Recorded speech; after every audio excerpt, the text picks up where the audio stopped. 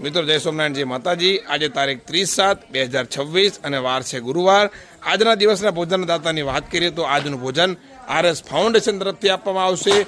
અત્યારે જે જયા પાર્વતી એટલે જે ગૌરવ ચાલી રહી છે એ અનુસંધાને કોટ ગામમાં કન્યાશાળામાં દીકરીઓને સૂકી ભાજીનું ભોજન પણ આપવામાં આવશે અને બીજું આજે 100 જેટલા વ્યક્તિઓને નિયમિત રીતે ભોજન આપવામાં આવશે। આજના ભોજનના દાતા છે RS ફાઉન્ડેશન પોતે। મિત્રો આપના સપોર્ટ અને સહકારથી આપણે આ વસ્તુ કરી રહ્યા છીએ। જય સ્વામિનારાયણ, જય માતાજી।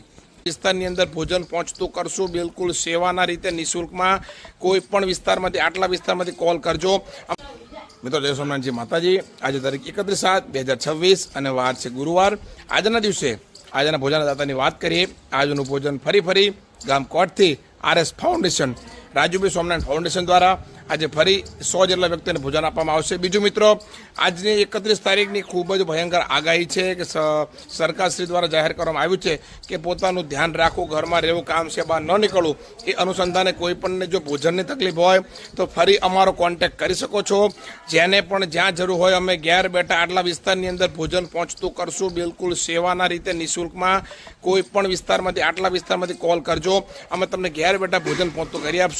અને કોટની કુમાર શાળામાં સ્થળાંતર માટે ત્યાંના આચાર્યશ્રી દ્વારા જાહેરાત કરવામાં આવી છે। દીપકભાઈ સાહેબ એમના દ્વારા પણ જાહેરાત કરવામાં આવી છે।